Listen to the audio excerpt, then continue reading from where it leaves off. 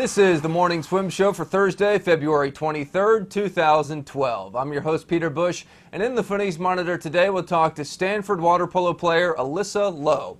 The Cardinal are trying to defend their NCAA championship this year, and Alyssa joins us right now in the Phoenix Monitor from Palo Alto, California. Hey, Alyssa, welcome to the Morning Swim Show. How are you? I'm great. Thanks for having me. Yeah, nice to have you. How is Palo Alto today? It is beautiful out, not a cloud in the sky. That's why you go there, right? Yep. Has nothing to do with the great school or great water polo team. Only the weather. I know you're from California, as are the grand majority of water polo players, but Yep. there's lots of other good schools too. Why'd you pick Stanford? Well, I grew up in Marin County, so it's only about an hour and a half away from here. So I've always been playing against Stanford club all through like middle school and high school. And I really fell in love with the Avery Aquatic Center when I was in 6th grade. And then as I got older and started looking at schools, I realized just the tremendous academic potential they have here, and everything they offer was exactly what I wanted in college. You're a senior now. What is something to your game specifically that is so much better now than when you walked in the door at Stanford? When I was in high school, I didn't really play a system. And here at Stanford, we have a very defined system that we play. So I've learned how to play as a team and play within that system and play my role. And I've also learned how to really just get after people and counter them and be aggressive. And it's been a lot of fun. I've grown tremendously. Okay, describe the system that you're talking about and maybe how it's unique to Stanford as opposed to another team. Yeah, so my coach, John Tanner, our head coach, always gets questions about what system we play, because people ask him, it looks like you guys play 6 different defenses at one time. And we really just focus on adapting to what other teams play against us. So really, we just think we play one defense, and that's our Stanford defense. And I've just really learned how to really evaluate what other teams are doing and adjust to what they're doing. And I think that's what makes our so-called system so effective here. So does it flip-flop because you're obviously more of an offensive-minded player that, you kind of take what they're giving you? You take advantage of what they give you, but you can also make opportunities for yourself as well. So it's just a lot of learning about how to manipulate the game to your advantage. What is a good shooting percentage for a driver in water polo? I would say that a good shooting percentage is about 60%. I would believe if you take a lot of shots, that would probably be a very effective shooter. And what is your shooting percentage this year? I actually don't know those stats right now. I believe I'm at something like 12 goals, and we've only played a few games. Okay. I'd say it's around 50 or 60 right now. I'm not quite sure. For a young player who's watching this interview and they want to be a great player like you someday, what would you tell them about shot selection? What I would tell them is you can't make the shots you don't take. So that's important. And another thing is if you see an opportunity, you just need to take advantage of it, but make sure you're not forcing shots. And you also want to be a team player, because a lot of coaches at the varsity level in Division I sports are looking for players that can not only stand out on their own, but also play with a team. So I think it's very important to take advantage of the opportunities you have, but don't get selfish with the ball. So you sort of learn as you go from experience what's a good shot and what's not, like basketball. Yeah, exactly like that. If you got the open shot, take it, but don't force it if somebody else on the team has a better shot. Exactly. Your little sister plays on the team as well, right? Yeah, she's a sophomore here at Stanford. Decided to follow me here last year, so I was very excited about that. That's what little siblings do sometimes. Yep. Tell me about the team this year. You guys won last year. You're obviously good again this year. What's a difference, though?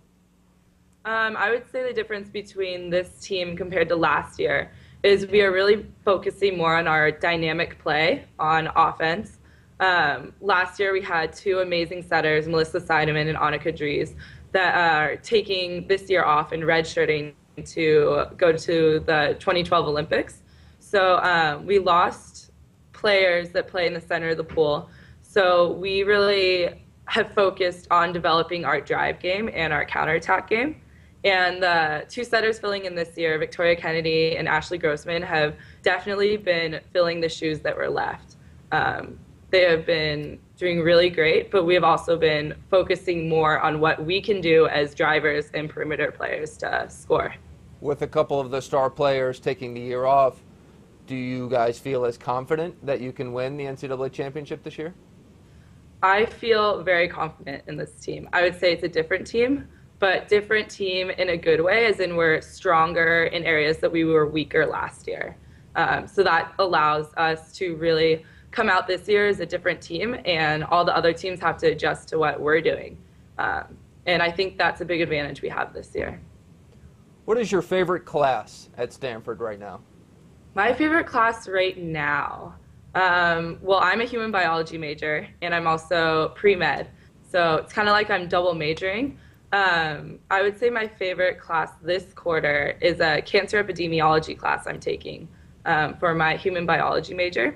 And we're learning all about what causes cancer, how we can evaluate it, and what we can do in the community to help prevention and promote awareness of cancer. And it's very interesting. That is very interesting. Yeah. And human biology maybe could help you in the pool. You know, if you Yes. know exactly where to press a girl, on the shoulder or something to get her to lay off you. Yep, I'm learning all those pressure points. No.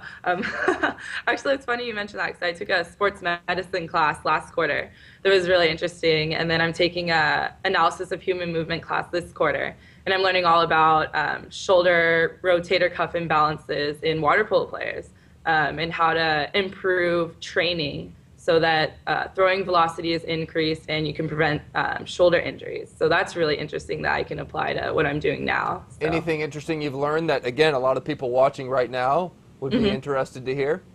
Yeah, in my research of different literature reviews, I've discovered that water polo players tend to have torque imbalances in their rotator cuff and their shoulder, and that can lead to a greater injury potential. It hasn't been proven per se, but it has been researched, and there have been different training methods discovered to decrease that imbalance in the rotator cuff.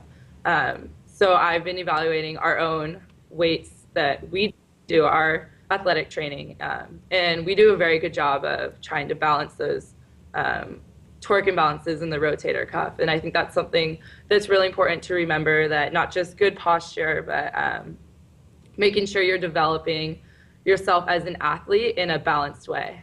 So. Yeah, because, I mean, swimming, both shoulders are obviously very susceptible to injury, but usually in water polo, it's whatever your dominant arm is, right? Yeah, I mean, with the combination of swimming and throwing with the dominant arm, it just puts extra pressure on that one shoulder. So you're still susceptible to shoulder injuries in your weak arm because you are swimming so much. But definitely the throwing shoulder is the one I would be most worried about. Now, speaking of swimming, you actually swam all throughout high school too, correct? I swam with the Marin Pirates, which is a USA swimming team, for 4 years. So. Now, I mean, most water polo players are good swimmers anyway, but not all of them really did both sports and could say that, they're a legit swimmer too. What was your event? I was more of a middle distance swimmer. So I swam a lot of 200 freestyle, 100 freestyle, 200 IM, 400 IM, and 500 free. So I would say my favorite event would probably have been the 200 freestyle, because that is a combination of both sprinting and endurance. And that so happens to also be what water polo is to me. But yeah, that was definitely my event in high school. That was my event too, Alyssa. I'm liking you more as this interview goes along. Awesome. So could you jump in with Lee Maurer and the team and throw down some times with them? I mean, I could try, but they are extremely fast. I respect all those girls so much. Yeah, they're not bad. No, I mean, I will get in the pool with them if they get in the water polo pool with me. So. Deal. Well, we're going to have to create some sort of pentathlon for aquatic sports.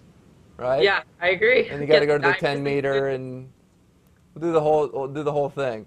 Yep, divers, synchronized swimming. I know all of them. Most famous sighting in Palo Alto during your time there? Actually, this morning was a good one. We had weights this morning from 7 a.m. to 8 a.m. And we were walking into the weight room, and Dr. Rice, Condoleezza Rice, was there, and she actually works out in the morning at Stanford. Really? So we get to see her every once in a while. Yeah, so that was very cool. You say, "Good morning, Dr. Rice," and she acknowledges you and says, "Good morning," asks how you're doing. That's probably one of the most surreal things that's happened to me at Stanford. So you're just lifting weights, and the former U.S. Secretary of State cruises in. What does Condoleezza Rice do? Does she jump on a treadmill, or is she bench pressing? What's she doing? I actually don't know because she's on her way out as we're on our way in. Oh, so. okay. Did she have security with her? The very first time I saw her, security was with her. It was my freshman year, and there were these big black vans outside the weight room, and we're like just joking, oh, what if someone really famous is here, like, and that's Secret Service. Turns out it was. And she walked out with Secret Service, but now that she's been here for a while, I think she comes in on her own, so. She lets everybody else share the equipment too. Doesn't have Secret Service, keeping you away from the dumbbells. Nope, yep, we're good. Well, very cool. I thought you might say Mark Zuckerberg or something, but Condoleezza Rice was a more original answer. Yep, and I've actually met her, which is great. Well, Alyssa, I know you've got a big tournament this weekend. Good luck with that, and most of all, good luck with the rest of the season. I know it's your senior year, and you're looking forward to defending that title. I'm very excited. This weekend should be a great showing. So hopefully everyone can either go to the games in Irvine or check the scores online. Should be a very exciting weekend. All right. Well, I really enjoyed talking to you. Thanks so much for coming on the Morning Swim Show. Thank you so much. All right. That's Alyssa Lo joining us in the Finish Monitor from Stanford University. And that's it for today's show. I'm Peter Bush, reminding you to keep your head down at the finish.